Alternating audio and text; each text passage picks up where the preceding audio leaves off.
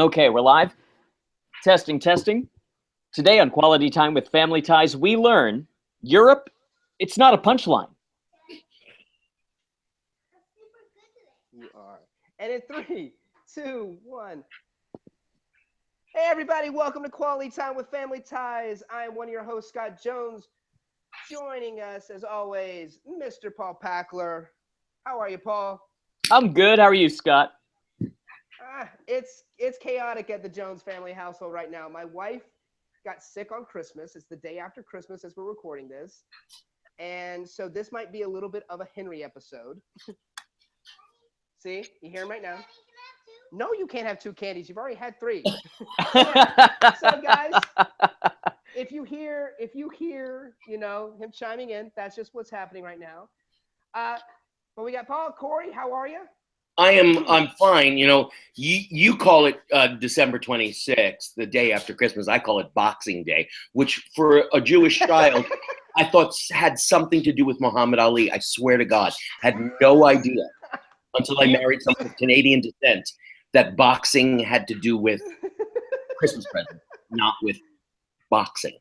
What does it mean that you take the Christmas presents back? Yeah, well, I'll put stuff in boxes. Is that what it is? So you box up food and gifts for the poor. It's charitable. You box up food and gifts. Oh, wow. Wow. I love that my assumption was just be a dick, as opposed to... You return all the shit that you didn't like? I just want to know the traditions around Boxing Day as Corey saw it as a child. Like, what do you do on Boxing Day? I thought you punched people in the face.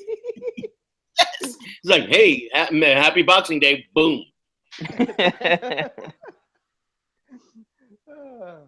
Oh, guys.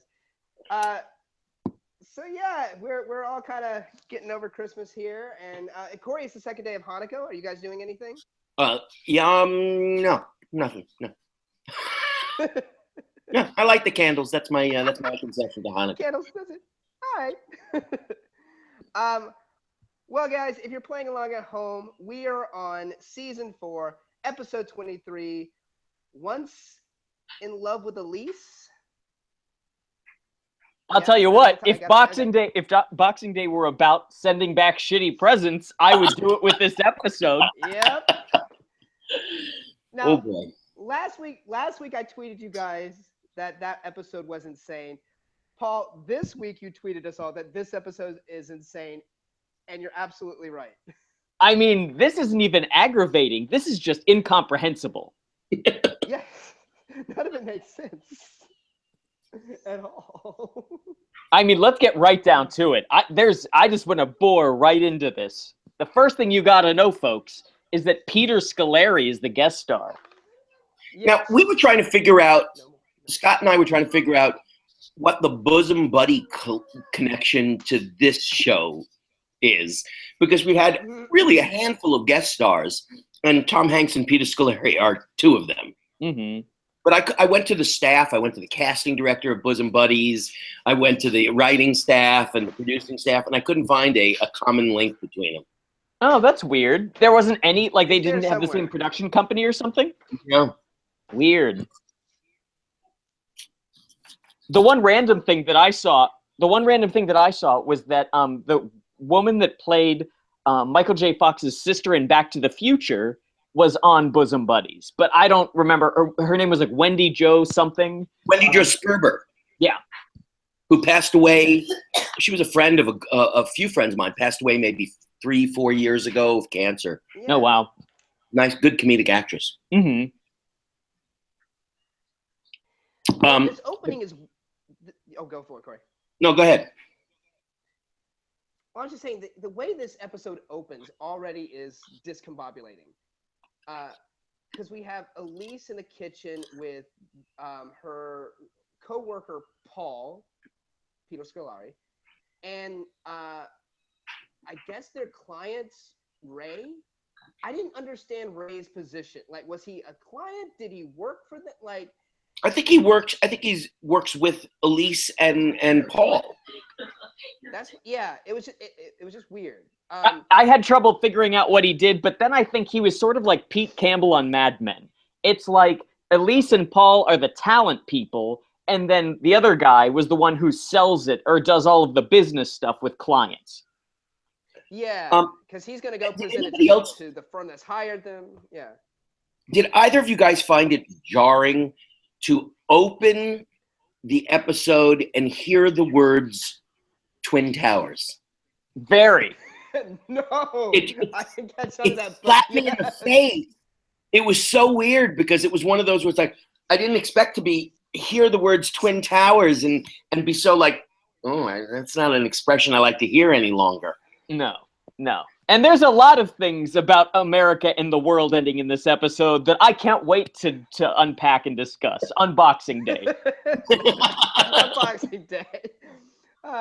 So Yeah. it's kind of weird. The basic problem of the whole episode for me comes right at the very beginning, and they emphasize it maybe 2 or 3 times that Paul and Elise have been working together for a year.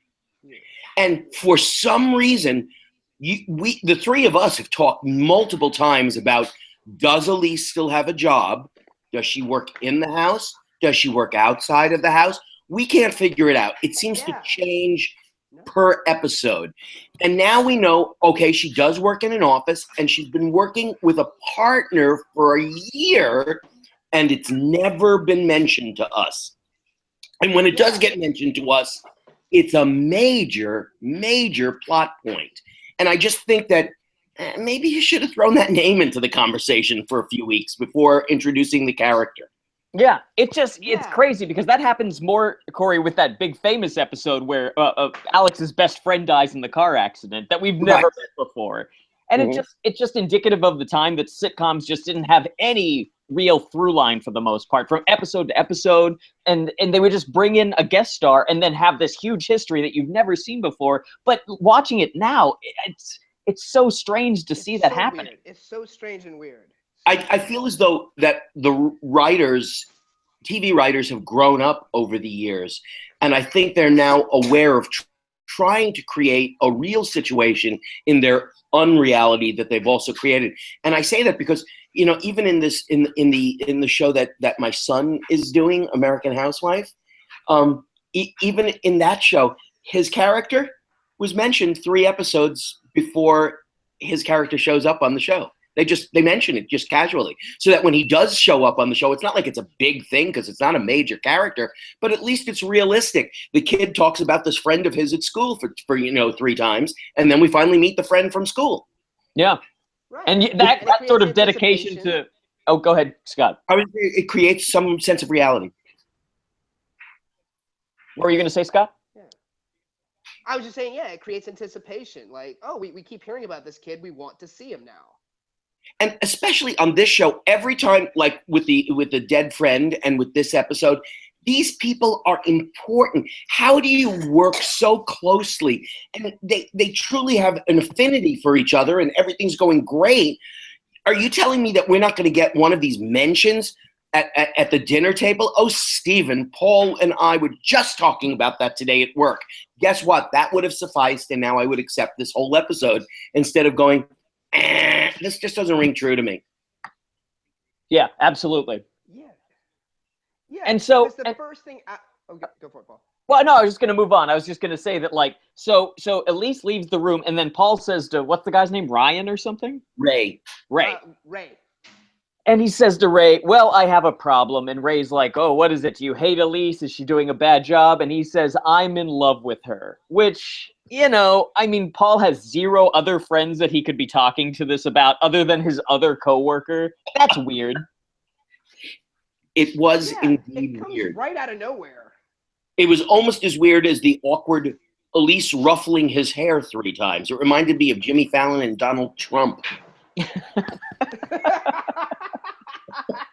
Yes, it was just as discomfiting. That's exactly how I felt. It was just awkward and uncomfortable. I just stop ruffling people's hairs. You're grown-ups. Yeah.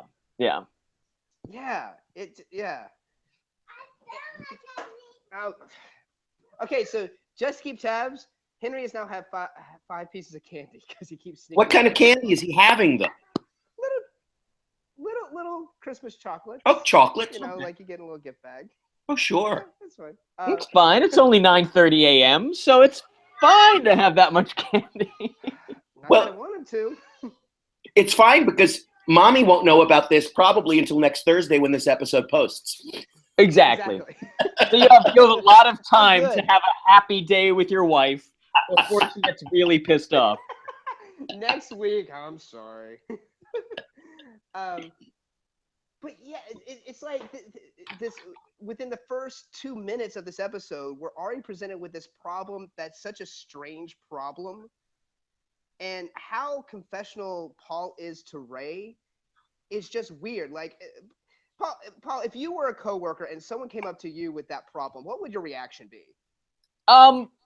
It's like if the same situation of I have two other coworkers. One of them is married, and the other one is in love with the married person. I would say to that person, "Hey, they're married.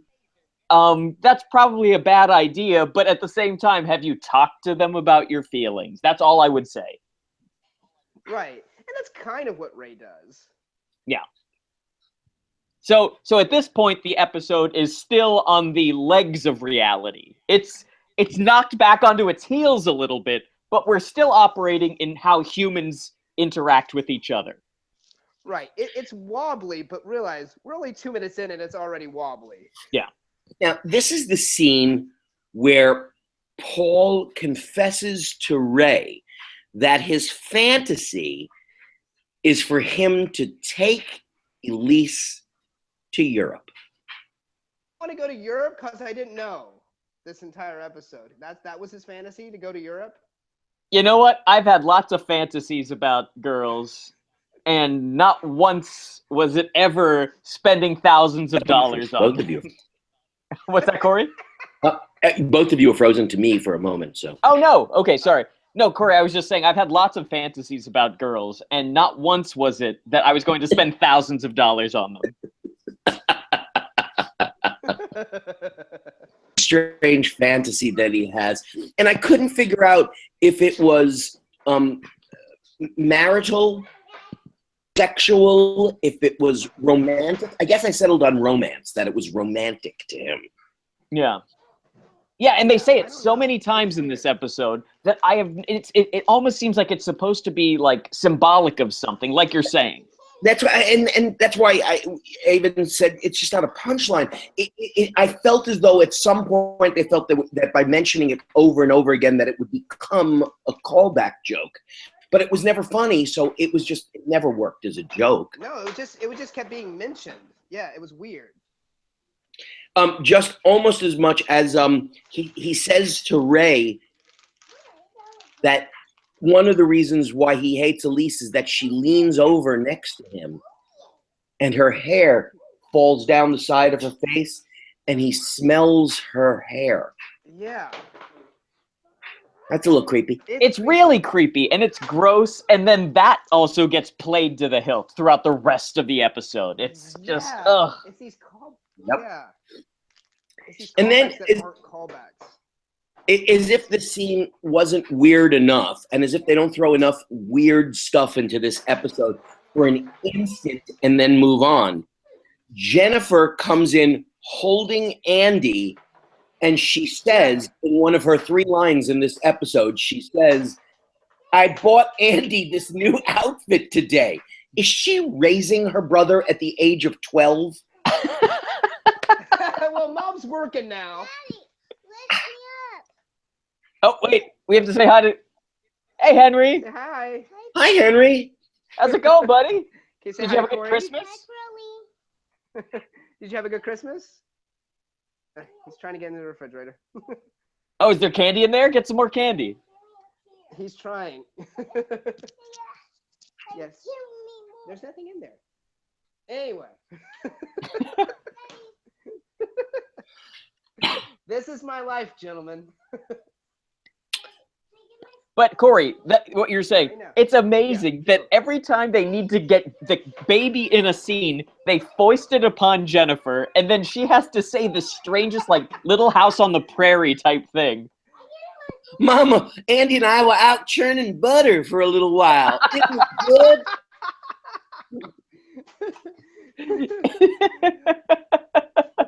It's bizarre. Paul, It's Andy almost and I are going to do the harvesting.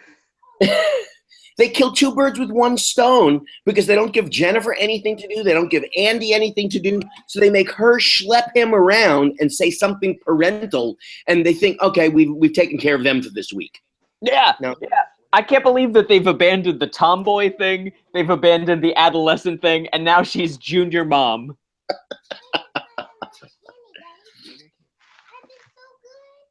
Yeah, but so what happens in that little scenelet, Corey, where it's like that the family comes in to say to Ray and to Paul especially, hey, she has a family and is married and a life and don't mess with this. But what does the family say? Anything specific? No. No. Wow. So we go on to scene 2. It's a really weird transition. It's it served no purpose.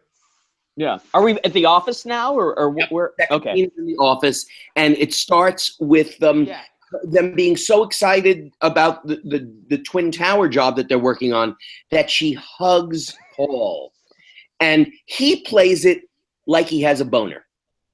Yes. Yeah.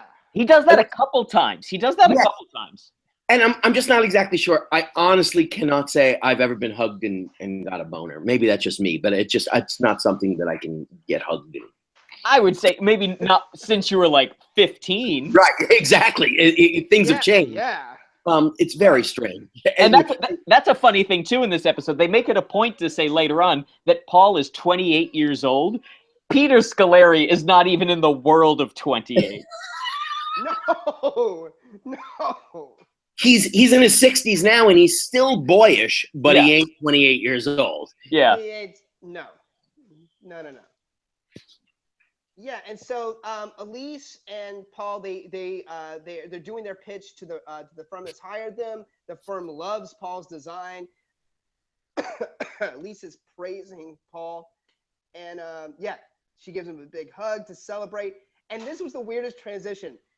She says, "You know what we have to do now?" And Paul's freaking out nervously, and he says, "Lunch." And then they cut to later that night at the Keaton household, and they're having dinner.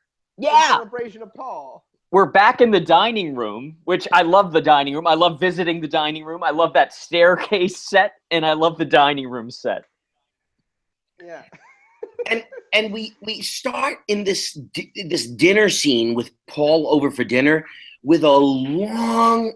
They realized they didn't write Mallory into this episode either, so they write this long ass sort of dippy speech about her passing notes in school, and it only exists so that Alex can then shoot a blow dart into her neck. It's true. It's like a 20-second setup just so that way Alex can go, "Oh, you're a fucking moron." That's exactly what it is. And the minute she starts in, it's like, okay, how long are they going to let her go with this before Alex goes, "Okay, now you're dead, Mallory." But you know what, Mallory's in the show. Corey, it's so true that they didn't have anything planned for Mallory, that like Justine Bateman was off doing laundry at her house because her hair is terrible. It's just put up like this in a weird bun, and I don't even know what's going on. My gut feeling was that her agent or manager called Gary David Goldberg like on Wednesday of this week and said, "She's got no lines in this episode." And they went, "I'm sorry. We knew we had to do something. We'll fix it." And this was the... Yeah. Boy, there's just nothing. So Jennifer gets the second line in the episode, and this is where the show starts to go off. Go crazy. Yeah, this does it. This does it right here. Yeah. You thought this first half was bad. You haven't seen bad until you see this little scenelet. Oh. She stands up. She stands up to take her dirty dishes to the kitchen. She stands behind Paul and says, "Hey, Paul, I have a baseball game on Thursday. Do you want to come watch?" And he's like, "I don't know. I'm a man and I don't want to watch your stupid game." And she goes, "Oh, it would be so great to have a handsome man there or something?" Something like that. And then, so that's terrible. And then Alex goes, that's bad enough. "Well, I could be there." What is happening? What is happening in this episode? Alex wants to be the cute guy in Jennifer's life. There are no words. I have no words. You I don't know what this anyone was thinking. Doesn't somebody sit there and go, hey, guys, do you understand what this is saying? We have a 13-year-old girl coming on to a supposedly 28-year-old man who looks 45. Do you understand? And then she invites him and calls him cute to come to her game. He turns her down, and Alex, her brother, says, oh, I'll be the cute guy who comes to your game. I don't know what they're doing in that Girl Scout troop that they're talking about, but it's messing Jennifer up. Ever since Steven talked about that girl with the rocking bod in front of the Sunflower Girls. It's all messed up. Honestly, if the next episode we have to call social services on the past, I'm ready to do it. Yeah.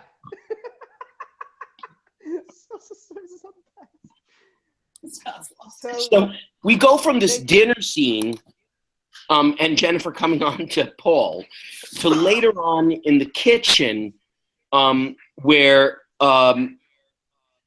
we find out that Paul has a crush. He admits to Steven that he has a crush. Or he started talking about, that he's a crush. And Steven jumps to conclusions. Wait. So, Tori, it starts with Steven offering the information of saying, boy, does she have a crush on you. without a judgment from a father. Yeah, what? With no judgment. She's always good. He says the lines, she's always gone for older men. What? What is happening? Okay, we've never seen that before. What? 2 weeks ago, she had an albino boyfriend. And she was doing fine. Now, she's always had a crush on older men.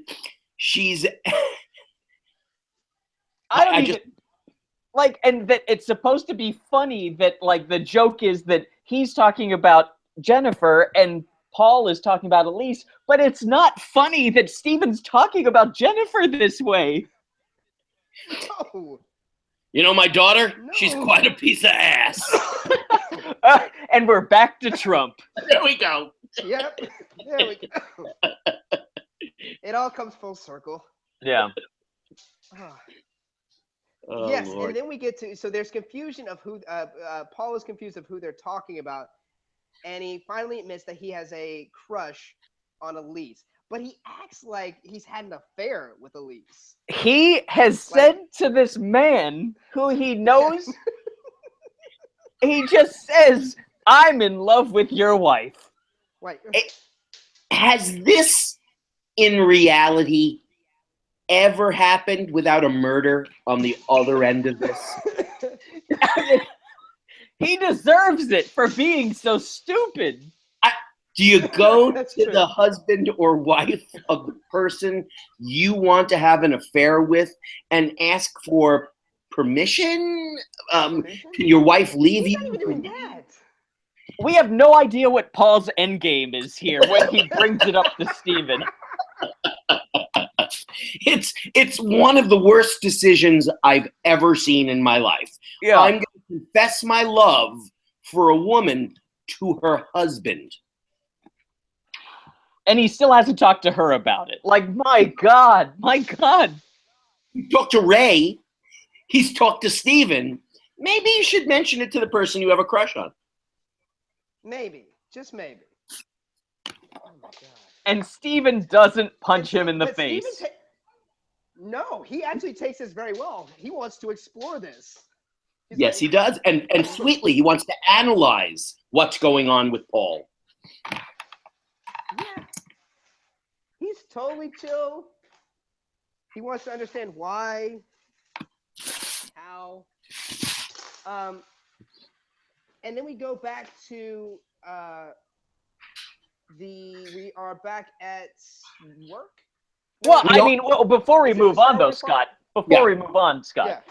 the fact that Steven is like, well, let's sit down and talk about this, Paul. Have you talked to Elise about this? And it's like, he's a grown man. You're a grown man. This is not a conversation to be had. But that's the problem, though, because I'm trying to figure out what would be the right thing to do. There is no right thing to do. This situation that the writers have constructed is insane. And this is when I texted you guys. There's no way out of this. They've backed themselves into a corner in which there's no way out. Yeah. Right. It's just, this is where, as a writer, you say, "Oh, I fucked up," and you go back to page 1 and start writing again. You rewrite it instead of forging. This is when bad writers forge through. Let me just get to the end of this, and I'll go back and fix it. Yeah, and then you found that you've built a twin towers on sand.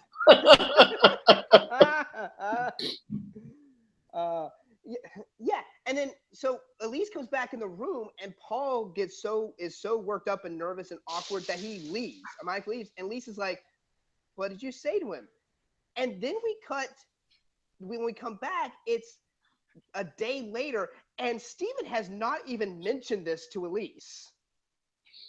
Like, don't you think that'd be the first thing? Hey, look, here's why Paul left. He says he's in love with you.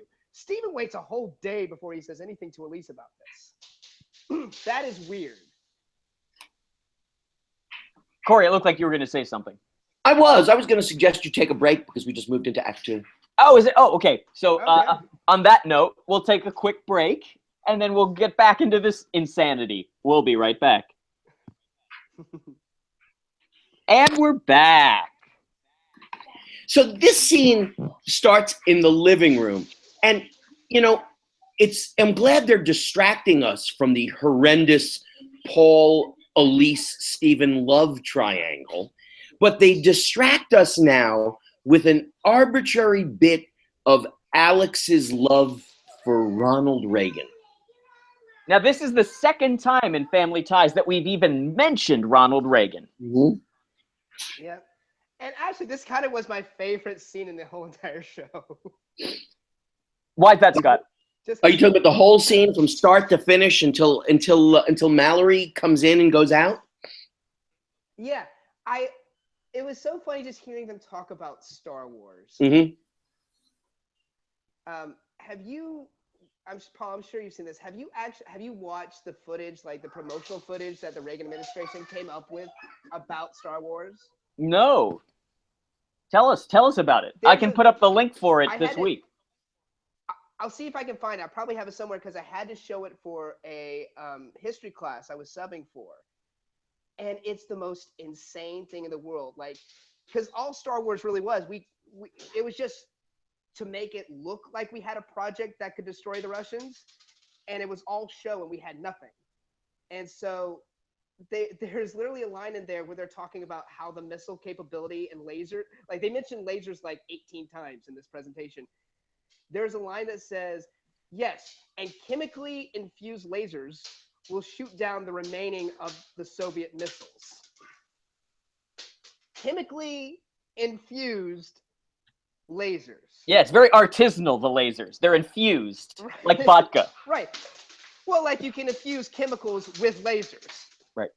I thought the Soviet missile arms race talk was very funny considering the week that we just had politically. Well, whereas Scott enjoyed this scene, I rued this scene as it was going on because I was like, well, now I have to go research all this shit to talk about it. And it starts with CNN. Alex says he's watching CNN, which was created in 1980. And so we learned from this episode that the Keatons now have cable. That's right. Because they're arguing over CNN and MTV. Yeah. So that's a new development in Family Ties lore. If he's watching CNN, I know he's watching a Reagan speech about the Star Wars, but like at this time would probably be Bernard Shaw. Oh God, who's that? I don't know. Yeah. You remember Bernard Shaw? Really, like a network news anchor who went to CNN, African American, older gentleman. He was like their Anderson Cooper or their Wolf Blitzer for years. Okay. Was he better than Wolf Blitzer? Did Oh, he actually? my hatred for Wolf Blitzer knows no limits. So yes, he was substantially better than Wolf Blitzer, who's a non-reporter as far as I'm concerned. Right. You know what's His- funny is in England and in the British Isles and whatnot, they call them news readers. They don't call them anchor people. So it's so much more truthful when you just call them news readers. It is, but I now refer to them as speculators. They're news speculators. Right. We sit around and we tell people not what has happened, but what we think could happen. Might have it. And so Alex is telling Stephen that that Reagan is making a speech about Star Wars. And so this speech actually happened in 1983. So for some reason, Family Ties took 3 years to get around to discussing this. I don't know why. I mean, guys, just jump in whenever you want, because this is going to go on for a little bit. But, like, so Alex says to Stephen, he explains what the Star Wars missile defense shield and the lasers and all that stuff is. Chemically infused. Chemically infused, artisanal. And so Star Wars, the program was called the Strategic Defense Initiative, and it was Reagan started it in 1983. And the reason I want to talk about this is because our president-elect is trying to restart this exact same thing. It was the arms race of the 1980s, and we're starting to be in a different type of arms race, as opposed to one based on ideology with Russia, where it was these competing ideologies. Now we're doing like a kleptocratic arms race, where the people in charge are just trying to make money off of making these arms races exacerbate. So Russia doesn't want to bomb us, and we don't want to bomb Russia. And so what Trump is trying to do is he's trying to just have these, and this is what Reagan did by default. He just put our tax dollars into a fund that would give money to all of these different arms dealers in order to make new programs. It's just absolutely. It's just a big fund to give money to businesses. That's all. Of course. So what happened before the Strategic Defense Initiative, also known as Star Wars, is we had the mutually assured destruction the game theory that was like, if you ever watch the movie War Games, where we have enough bombs to blow up the world, Russia has enough bombs to blow up the world, and so the theory that was there for forever was that no one would bomb each other because we both know that we're going to die. Ronald Reagan wanted the more you had, the safer you were. Exactly, and or that we already had enough. That was the point. We already had enough, so no one needs more. Ronald Reagan said, "Nah, actually, if we put a little slice, if we made a little slice and said, well, when the Russians try to bomb us initially, we can stop them." And he said that mutually assured destruction is not, it's dumb. It's a silly way to run things. But if we start doing technological advances to stop them even at the outset, we might be able to win. And everyone, including Margaret Thatcher, thought that this was fucking insane. And so Ronald Reagan, instead of going with what all of the people said, he said, no, let's make some money off this. And so what happened was there was technological advancements, yes, with lasers, et cetera, but it was really dangerous to do that. And Donald Trump tweeted this fucking week that he wanted to do the exact same thing. He said that we should start spending more money on this. And that's the other thing that's fucked up about Ronald Reagan, is that Ronald Reagan took money out of arts, took money out of welfare, took money out of this, and took money out of that, and all put it into war profiteering. And that's fucking insane. And now this fucking asshole who's going to be in charge of our country is trying to do the exact same thing. So I'm already spitting on my computer. I'm so enraged. Every time I drive past a school in California, I curse Ronald Reagan because of these. It was 8 years in the governorship and then 8 years as our president. In 16 years, he took so much money away from arts and education in both the country and in California. That is why every school in Los Angeles that I see looks like a 1956 Quonset hut.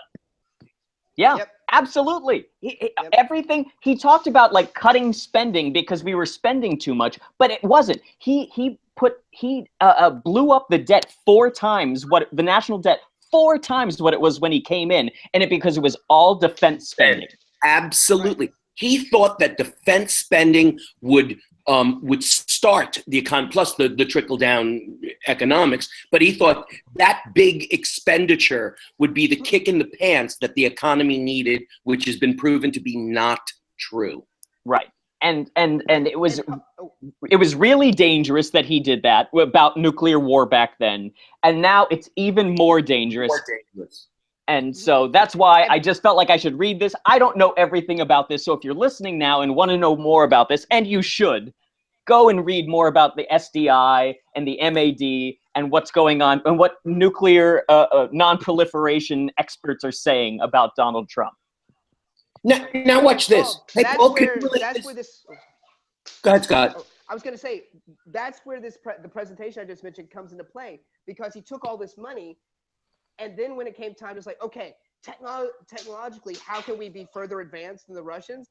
And all those experts came back and said, well, we really aren't going to be able to be that far advanced. They're pretty much on par with us, and we have no technological advantage, really. And so instead of actually developing any new technology, we just created this presentation to scare the shit out of the Soviet Union. Yeah. So all that money went for nothing. I found all of that information about SDI fabulous. But I really want to know, how does that relate to Mallory? And we're back into the episode. I'm sorry. If they're going to talk this much about politics, I had to say something. But we get this really silly scene where he wants to watch, Alex wants to watch Dutch on CNN. And she wants to watch MTV. And they're both like, no, Dad, this isn't fair. I want to watch CNN. No, I want to watch MTV. And then Alex, in another moment of insanity, in front of Steven, says, did you girls finish your homework yet? Well, they didn't finish their homework yet. And then Steven supports Alex's ruse by going, go on, girls. You got to finish your homework first. Yeah. All of a sudden, Alex is the homework Nazi of the Keaton family? Right. Yeah. You would think that he would have some homework to do being in college. You'd think. Right. Right. What is it, 2 hours for every hour in the classroom type thing? Mm-hmm. Yeah. Yeah. And so after this, yeah. Go ahead. Elise, I was just going to move on too. So Elise is coming home. She's on her way back. She's had to pull an all-nighter at work because Paul called in sick. And this is finally where Steven tells her that Paul is in love with her. He's waited this long. Well, I mean, to be fair to Steven, maybe that, like, when something so insane is said to you, maybe you don't want to bring it up. You're trying to just process this information. But I don't even want to give him that much. No. And kind of flattered by it. She does seem kind of flattered by it. She really enjoys it. She's like, no one's talked to me this way in 20 years. She was like, excuse me. Yeah. And then she gets a phone call and finds out that Paul is not just sick, but he is indeed quitting. So what do you do when you find out that the guy who's in love with you when you're married is quitting his job? What do? You rush to his arms. Yeah, he's rushing over there. Seems like that's the wrong signal, but yet that's what she did. Yeah. Ultimately, if he wants to quit, just let him quit. Wouldn't that clear up the problem that you've established? Yeah. Solve the problem. It does solve a problem. Again, as with the writers, it's so stupid and weird. Why would he want to quit just because? It's like he still hasn't talked to her about any of this. Right. So he goes, she runs back to the office and he denies everything. He just denies everything until her hair flows into his face one more time, and he once Right, again 'cause- gets a whiff of her Garnier Fructis, and he tries to make a move to kiss her. Yeah, I just think at this point, Paul, from a writing standpoint, why is he still trying to cover this up? Like, at Who this knows? point, And just at this say point, it. Like, they've it makes talked no about it. sense. Mm-hmm. They've talked. Yeah. He said what she's like. I know that you like me, and now you know that I know, and then all of a sudden he's trying to kiss her again, and it's just so. This scene is just insane. It's been building and building like a Jenga pile, and Like now towers. we're at a point that the show doesn't work anymore, and I couldn't really pay attention. I was forcing myself to write notes for the rest of it because this is the point in almost every episode where you can see where this is going. Has this last scene happened 25 or 30 times where somebody has done something wrong? We go back to the kitchen. There's a pre-scene where one of the two people involved in the main plot talks about what has gone wrong, and then they leave, and then the final scene. We've had it between Alex and Skippy. We've had it between Alex and Ellen. We've had it between Alex and Mom. We've had it between Mom and Dad. We've had it between Dad and Jennifer. It just goes on and on that we get this one-on-one last scene in the kitchen where we tie up loose ends, is what they would say, and what I would say is where you let your character off the hook. And once again, she let the character off the hook. And we're never going to see this motherfucker again. You didn't have to leave him off the hook. You didn't have to. You could have crucified this bastard. Yeah, that's the thing. If he's not going to come back, we have no reason to like just have it be like to completely let the air out of it. Build the stakes. And yet we always get, it's okay. It's so strange. It always seems to involve someone having to come over to the Keaton house late at night to resolve the issue. Yeah. Like, can't call them, can't wait till the next day. I need to drive over to their house, knock on their door, and hash this out. There's something almost mythological to it, that they have to come over at night. And it's always at night. But that's the thing. Like, it's not necessarily that he's done anything wrong. So I don't know what the argument is here. It's either he wants to leave or he doesn't want to leave. That's it. Having a crush on someone is neither illegal nor immoral. I mean, maybe it was in Reagan's time. Was it illegal back then? I just think it's sort of silly. You're right. He's done nothing wrong, and yet there's all this shame and guilt involved for nothing. And at the same time, it is Paul who's doing all this guilt. Like, Steven doesn't seem to give a shit. Elise is really flattered. It's only Paul who is like so self-loathing about this. I did think that the age jokes that they threw in between him and Elise in the scene flowed really nicely. It was one of the things that made me laugh in it. The fact that he kept that going for a much younger man and a much older woman. And she was like, well, not that much older. Right. That was right. I almost wanted him to end the episode like that, where it's like he finally comes to his senses, and like he keeps, like Lisa's, still frustrated and everything. Yeah. Can I ask you guys what you think about this? Because there was a moment when Peter Scolari is standing next to Michael J. Fox, and you're like, oh, Michael J. Fox and him look kind of similar and are both kind of short. Did you find to be some sort of weird reverse Oedipal thing going on? It's so funny. I did. And it was right before I even watched the episode when you texted me last night and said that Peter Scolari was in the episode. The first thing I thought of was, wow, they're almost the exact same type, and they're pretty damn close in age. They're not that far apart in age. Yeah, they're very similar comedically. And it's just like, why is Elise kind of like crushing on this guy? That did occur to me, and I did think that was funny. Because they are so similar to each other. Yeah. Can we say something nice about the episode? I think Peter Scolari is really funny with what he has to work with. Like, he's a talented actor. He is a talented actor, and I liked his sort of herky-jerky, nervous kind of energy that he has, which is also similar to Michael J. Fox, by the way. Right. He's fine, and actually I thought Steven had a couple of really funny moments in the episode too, when he was trying to play it like nothing, this isn't phasing me. And I thought Elise had some funny moments with the flattery, that the fact that while this was an awkward situation, she found it flattering. But other than that, it was so terribly written. The performances sort of transcended the writing. Absolutely. Yeah. Yeah, it felt like he felt. You could see that he's a much better actor than this, because he felt very one note a lot of the time. From like he's at a 10 from the start, and there's no variation or no kind of shades to his performance, but you can tell like it's all there. Yeah. I just don't know what the hell they were thinking with this episode. It was nice though that finally that instead of an older woman is trying to flirt with like Steven or Nick or whomever, that like Elise gets to be the object of affection. That's nice. But an insane episode. Absolutely. Yes. Absolutely crazy. All right, guys.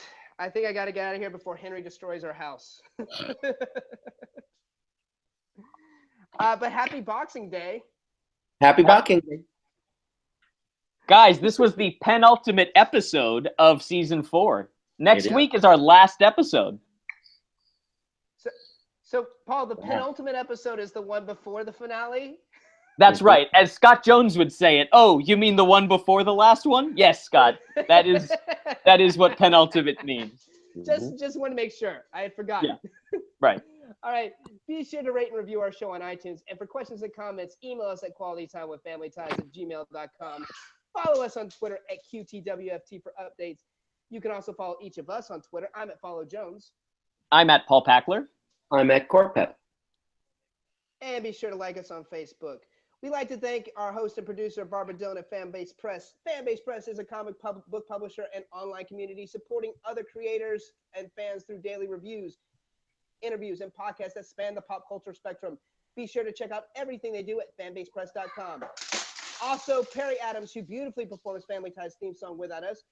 Check out Perry's music at perryadams.com. Also, Brian Dillon, who created our fantastic drawing and artwork, as well as edits our show. Brian is the president and co-founder of Fanbase Press, so follow him on Twitter at Comic Book Slayer. And lastly, Sean Foster, Fanbase Press's graphic designer, for designing our logo. Thank you, everybody, and we will see you next week. Bye. La la la la. Bye.